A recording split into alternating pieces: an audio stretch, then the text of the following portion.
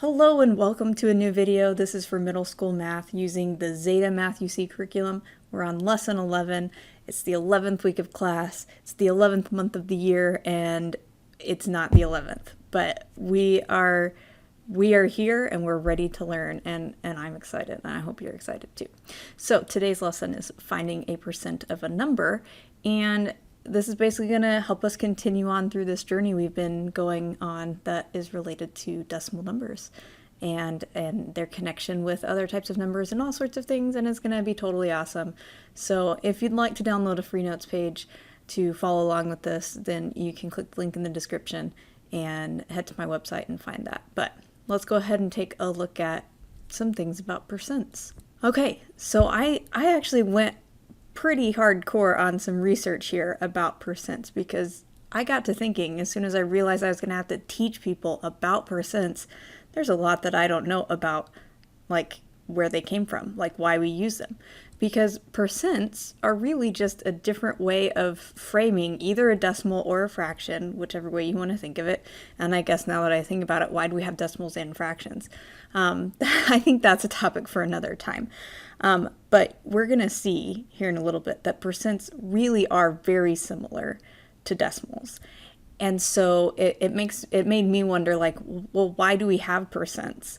And I actually was talking to, this is not going to be a super long tangent, but I was talking to my sister about this topic at one point recently this year.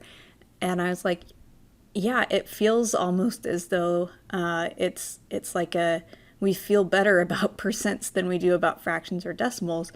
So it's almost like a perception thing. Like I bet you that if you go to some adults in your life and talk to them about 20% of something, that might go over better than if you use the equivalent decimal or fraction to talk about it.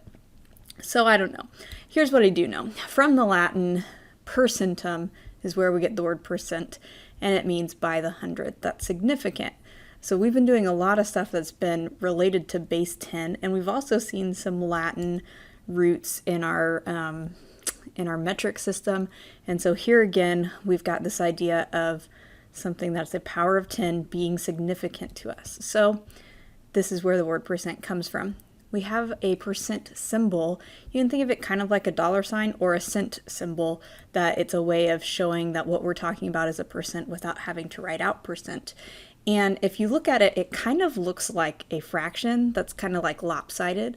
And that fraction, if you had to name what the numbers on top and bottom were, would be actually, it would look kind of like 0 over 0. That's not intentional based on the research that I was able to do while procrastinating on making this video. It's actually that as people abbreviated this percentum phrase from Latin, as they abbreviated it more and more, it morphed until it got to this point where it looks like the percent symbol. And when I draw the percent symbol, and I think when a lot of people do, a lot of people actually connect the top here. I think that's for quickness of doing it. Not that that looked super quick that I did it like that, but I don't think those have to be connected or unconnected. I think it's kind of whatever floats your boat there. What I think is interesting about this is that we have this word cents, which we use with dollars and cents, right? That you can have 50 cents, which is $0.5 or however you want to think about it. And I'm sure that they come from a similar like root word, right? Centum has something to do with hundreds. Cents are, there's 100 cents in a dollar. But that's kind of, as far as I can tell, where the connection maybe ends. That yes, there, like you can have 50 cents. That's not the same thing as saying 50%, even though 50 cents is talking about like 50% of a dollar. So it's kind of weird. There's a similarity there, but they're not the exact same thing. Let's look at some places where we might see percents in our day-to-day life. This is not a complete list, and I actually would love to know what other percents you find around you. I don't know how you're going to tell me because you can't comment on this YouTube video, but if I'm actually your teacher, I'm sure you can find a way to get me that information. So that Black Friday's coming up, so that TV is 20% off. That's a percentage. don't forget to add the sales tax to that. Now, I didn't specify the percent because it depends on where you live. Where I live right now, sales tax is 10%. And so if I go to the store and I check out that TV that's 20% off, and whatever price it is after it's 20% off, that's not the price I actually pay for it. I pay that plus a percentage in sales tax. And if you've ever, gone to the store with a $20 bill ready to buy something for $19.99, then you have suffered from the fact that sales tax is something calculated not on the price tag. Here in the United States, we tip our waitresses and waiters because they don't make the normal minimum wage. So that's the thing we do, is we tip them, or our delivery drivers or things like that, to help them have a nice income. The next one, I got an 88% on my last test. So if you are in school being graded on things, many of those grades come back as percentages. And you could think of it as the teacher attempting to tell you that that's the percent of the material you knew, or that's the percent you've mastered the concepts, or things like that. So in theory, getting a 100% on something would mean that you are 100% knowledgeable on what's going on. I feel like because percents are all around us, by the way, that even if you've never actually dealt with percents in mathematics before, you probably have at least some connection to them. So for instance, if we talk about there being a 100% chance of something versus a 50% chance of something, which I didn't put on this list, but probability and things like that are definitely a place where percentages happen. I would imagine you already have an idea, right, of those things. A 100% chance of something happening, like rain or snow or, anything like that, is different than having a 50% chance. So 100% chance means somebody's like really sure it's going to happen. A 50% chance means it could go either way. This last one, can't call you right now. My phone battery is at 5%. We've all been there, right? Where you're like, it's been at 5% for a good hour now, but as soon as I actually try to do something on my phone, it's probably going to immediately die. So that's another place you might see a percent in your day-to-day life. So, oh, what fun. Oh, what fun. Okay, so there's percentages all around us. We're going to look today basically at the connection between percents and decimals and fractions, see if we can get a handle on what a percent is. So in the last lesson, as we were talking about multiplying decimals, or maybe last two lessons is more accurate, I believe I attempted to help you understand that when we have a decimal like a tenth, that's actually the same as having a tenth. So the difference between those two things is one is a decimal representation of the idea of having 1 in 10, and then the other is a fractional representation of 1 in 10. And if we were to grab our unit blocks to explore this idea, or something like that, we could relate these two things, that 0.1, having 1/10 represented one way and having 1/10 represented another way, they're still the same amount. It's kind of like the idea of thinking of 0.1, but maybe we're thinking of $0.1. So let's add a zero after. A dime, right, is $0.1. Well, isn't a dime also 1/10 of a dollar? Okay, so making that connection that we can represent the same amount in two different ways. Well, today, with percents, we're going to add a third way to do that. Just what we've always wanted, right? To make things have three ways of representing them. And so the third way to represent decimals or fractions is a percent. And so for a percent, what happens is we basically are saying, let's write it as something out of 100 without having to write the of 100. So that's kind of weird, right? I should have said earlier, if you already feel like you know what a percent is, maybe you can skip this and go to the examples to make sure you know how to do those, because I don't know where you're coming from before you're in my class or on this video. So maybe you're like, I get what a percent is, just show me how to do the problems. That's fair. But for those of you who don't understand what a percent is, it's this idea that we want to relate things to 100 and then just not have to write over 100. So if I have a dime, for instance, how much of 100 is a dime? Okay, so we know that it's 1 out of 10, right? It's 1/10. But how do we change this fraction to being instead out of 100? Okay, well, we're going to use multiplication to do it. We could say I can times the bottom by 10. That would give me a 100 on bottom. But we're not allowed in math to just multiply the bottom of a fraction. We have to multiply the top of the fraction as well. So we're going to have to times the top by 10, and that's going to give us a 10 on top. So this actually we could have gotten there from our decimal representation as well, that we could actually read this decimal as 10 hundredths because we have 2 decimal places there, so it's 10 hundredths. We'd read this fraction as 10 hundredths. Okay, so the idea of the percent is to take that 10 100ths and say, I don't want to keep writing 100ths, or I don't want to keep saying 100ths, but I want people to know that's what I mean. So I'm going to write the numerator, which is 10, and then I'm going to write my percent sign. And then what I'm saying when I say 10% is I'm saying that I want to talk about 10 100ths of something, or as a reduced fraction, that would be 1/10 of something. Okay? It's kind of a weird concept whenever you break it down this way.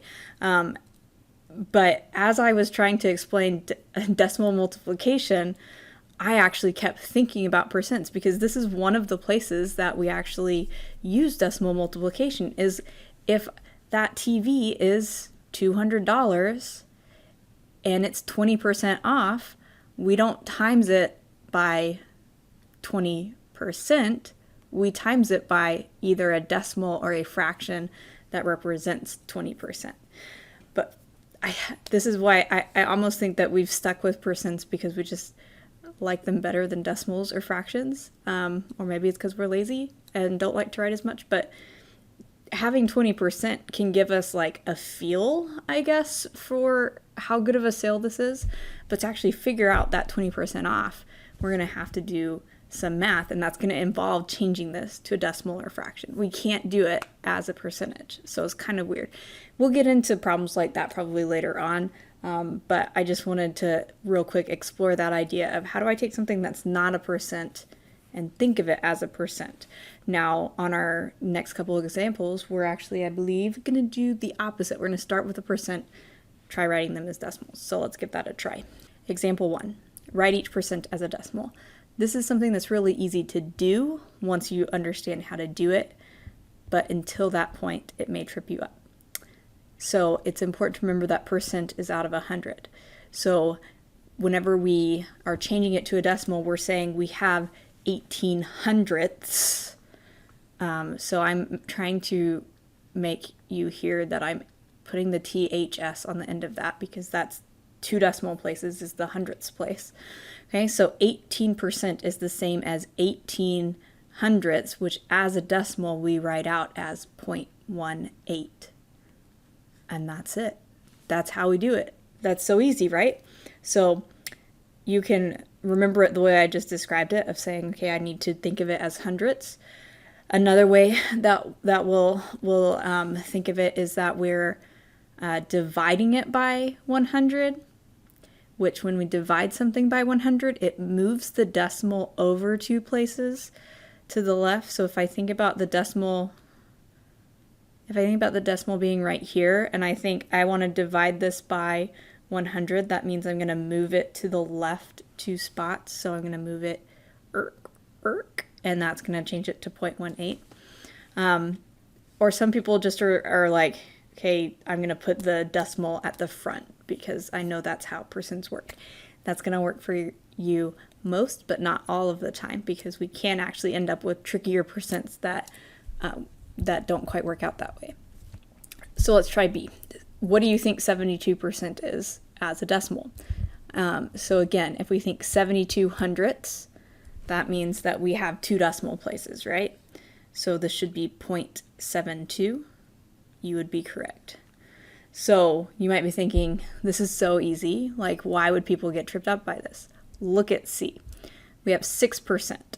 So my question to you would be, is your immediate thought to say that this is 0.6? And if that is your immediate thought, you're completely normal for thinking that. But think about going the other direction here, right? If 0.72 is 72%, shouldn't 0.6 be 60%, right? So basically our one-digit percentages, which there's a lot of, or even if you get to the point where you're doing percentages that also have decimals, yikes, then we've got to have kind of a better understanding of what's happening here. That 6% is 6 out of 100, and 6 out of 100 means I need to put a placeholder 0 here. 6% as a decimal is 0.06. It's still 6/100ths, but the way I write 6/100ths is I say that's a 0.6 to get those two decimal places. It's kind of weird. It might take some getting used to, and as someone who's taught Algebra 1 and above for years, I can tell you that this is something that's really easy to forget years down the road. So I imagine that there will be a teacher in your future that hopefully very politely reminds you, gotta move that decimal 2 places. So when I move the decimal 2 places on 6%, by the way, it moves once and then twice, but now we have to add that placeholder 0. That was a really good 0 that I just drew. So that's writing the percent as a decimal. Let's write percents as fractions. Now, I like this better actually, because I think that the idea of percents being out of 100, it makes more sense. But you might not like this better because we're actually going to have to do some work to reduce our fractions. And I know that that's not always our favorite thing to do. So 40% as a fraction, we're always going to start it the same way, that's 40 over 100. Because percent literally means of 100, okay? So it's not like at some point you're going to get tricked and it really meant out of 50 or something else. It always starts out as that number over 100, and then we reduce it using our normal fraction reducing rules. So as a reminder, we are going to pick numbers that divide into the top and bottom and divide the top and bottom by those numbers until we can't anymore, until the only thing they have in common is 1. Now you can try to go about this a couple different ways. You can try to pick the best number, like the biggest number, or you can just pick the easiest. By easiest, I mean these are both even, so I know they both divide by 2. So I could just divide this by 2 until I end up not being able to divide by 2 anymore, and then see what else is possible. That's one option. Some of you are going to like that option. Some of you maybe not. The advantage to that is my hope is that dividing things by 2 is relatively easy for you. You still might have to go to the side every now and then to divide it out with like a long division situation. But the more you do it, the easier hopefully it is to just do it in your head. But we do end up here at a point where these aren't even, but still can be reduced more. Now I need to divide by 5. There were some other things I could have done, though, instead of having to reduce it 3 different times. For instance, you might have noticed at the beginning that you could divide them both by 10. That could have made this go a little faster. Or you actually can divide them both by 20. And that would have gotten us there even faster. My point here by doing this the slowest way possible, basically, was to say that even if you don't think of the biggest number to divide in first, that's fine. You can still get there, and I would argue it's better to do something than nothing. So if you feel like you can't come up with the biggest number, that's fine. Pick a small number, and chances are at some point along the way you'll figure out other numbers to go into it. So 40% is 2/5. How about 48%? Well, let's see, we're going to put that over 100. I think the difficulty here is really just going to be the fact that we're having to divide and reduce these fractions. So 48 over 100. I definitely noticed all 3 of these numbers I randomly picked have something in common. I don't know if you've noticed that as well. The thing I'm thinking of for 48 and 100 that they have in common is 4. You could pick 2 instead, and that would be fine. 48 divided by 4. The way I do that division in my head, in case you need help with that, is I say 4 goes into 4 once. I subtract that in my head, and there's no remainder. So then I say 4 goes into 8 twice. No remainder, so that's 12. 100 into 4, no. 4 into 100. 4 goes into 1, nope. 4 goes into 10 twice with 2 left over. And so now we've got 4 goes into 20 5 times. Now, is this actually reduced all the way? 12 has 2 that goes into it, 3 that goes into it, 4, 6, 1 and 12. 25 has 1, 5, and 25. So they don't have anything else in common other than 1 now. So that should be our reduced fraction. Now let's look at C, which is 16%. I think this would be a good place for you to pause the video and try this on your own. See if you have the hang of this. This one shouldn't be, I don't think, any tougher than A or B were.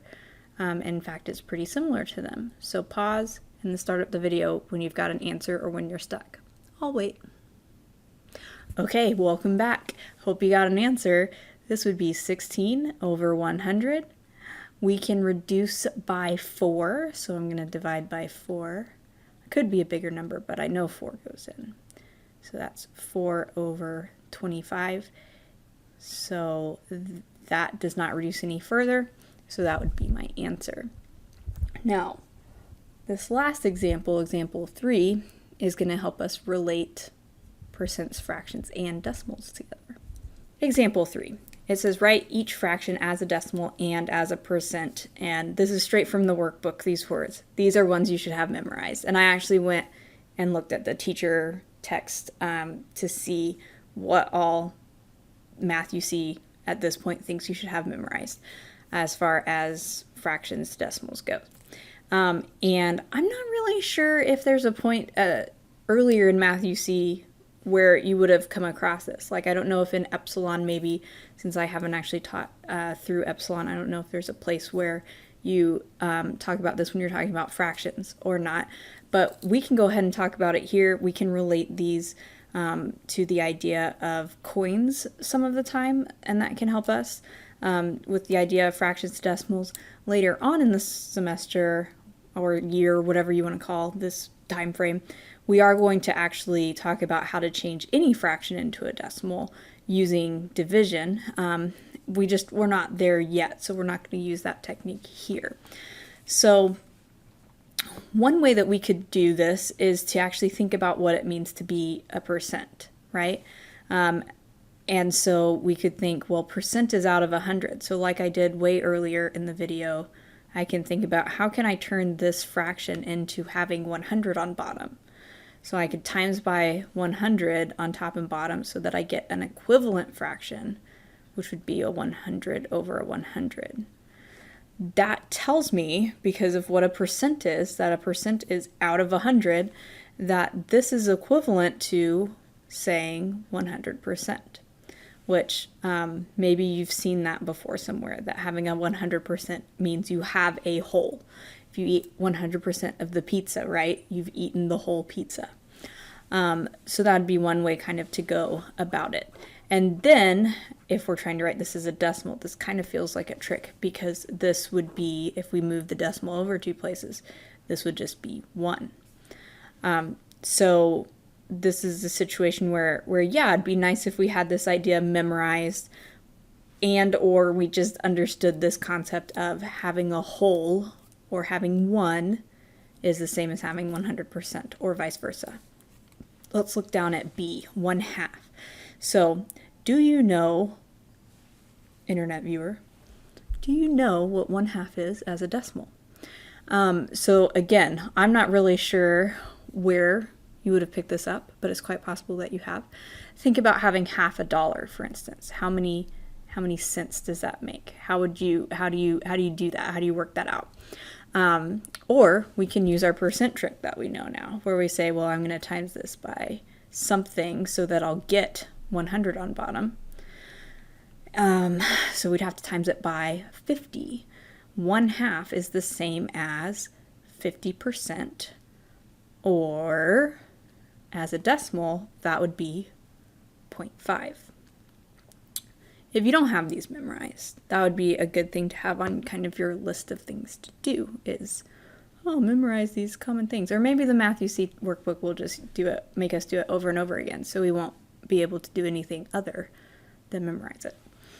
But a half, you can also think of a $50 is 50 cents. There still are actually. Did you know there's a $50 coin? Banks used to have them. Like, I have one somewhere in this house because my parents were nice enough to give one to my son, I think, for funsies, even though he's like 3.5 and doesn't know what it is. But they exist, $50. They're worth 50 cents. So there's a connection here. A fourth of a dollar. So on C, a fourth changed to a percent or a decimal. What would a fourth of a dollar be? Think about a coin that there are 4 of. It takes 4 of to get to a dollar. The quarter, right? So we can think of this as 25%. So also that ends up being what you have to multiply 4 by to get 100, right? Or as a decimal, this would be 0.25. And so again, it's this idea of if I have a fourth of something, what are the other ways of thinking of that amount? A fourth of something is the same as 25% of something or 0.25 of something. What if instead it's 3/4? So this would be where we could take this idea that if 1/4 is 25%, how much is 3/4? We'd have to have 3 25% that we'd add together and we'd get 75%. Or again, think about quarters. 3/4 would be like we have 3 quarters, so we have 75 cents. I would imagine that this is hard I would hope actually kind of, because a lot of adults probably would have a lot of trouble trying to explain how this works because it just becomes second nature to us at some point. I definitely am feeling that way. Hopefully I'm getting this across to you. I'm doing the best I can, at least at this time of night. So 1/5. There's not a coin that goes with 1/5, so that's not going to work. But what would it take to think about like dividing 100 up into 5 parts? Like how much is in each part? Maybe that's a way we can think of it. So I've got 100, I divide it into 5 parts. That means I've got 20 for each part. 1/5 is 20%. And then it's really easy to say, okay, that decimal is 0.2. And it occurs to me that I apparently think that it's easier to change to percents first and then decimals. You might feel differently. So it just has, I think, in the workbook 2 blanks, and you can choose to do it whichever order you want to. Whatever is easier for you is fine. If I have 1/5 and it's this idea of being 20%, then I could then also think about 2/5, 3/5, 4/5 by doing the same trick that we did with 3/4. So 2/5 would mean I have 2 20%, which would be 40%. 2/5 was not actually on the list, but was referenced. This idea was referenced of that we could relate 2/5 and 3/5 and 4/5 to what 1/5 is, and maybe as we go along we'll expand this a little more. I know a number of decimals, more decimals than I probably need to actually, and I would consider myself not good at memorizing numbers. So it's more because of just how much I've seen them in the course of teaching, and not that, I don't know, never mind. On all of these that I have a 0 on the end, that 0 is not necessary if it's on the right side, so I could have just written 0.5. The one in front isn't necessary either. I could have written just 0.5 or 0.2 or 0.4, but I wrote the 0 at the end so that it looked like 40 or whatever, and then the 0 in front. People like to do just to help you see the decimal better. So just throwing that out there. All right, for better or worse, one of our easiest ways to show the usefulness of percents is talking about things like taxes, and in particular sales tax, which affects anybody who goes to a store. So that TV we were talking about earlier that cost $200, we're gonna we're going to buy it. We've decided to go for it. It's a great deal. If the sales tax is 9%, which I don't know if it's 9% anywhere. I know it's 10% where I am now. I know that the place I lived before, it was 8.25%. So in the interest of making it easier than 8.25 but harder than 10%, I picked 9%. So how much will the sales tax for the television be, and how much would you have to pay in total? Here's what's great about percents, is that they're really just decimals. But the way we phrase this, when we say I want 9% of 200, of is a word in math that means multiply. So when I say I want 9% of 200, what I'm saying is that I want to do 9% times 200. But I can't do operations with percents. I have to change them to a decimal or fraction first. Actually, it's up to you which of those you'd like to do. So we as of last week or last lesson, have talked about multiplying decimals quite a bit. So if we know to change this 9% into 0.09, okay, then we can do 0.09 times 200. We can figure out how much the sales tax would be. So I'm going to line it up here.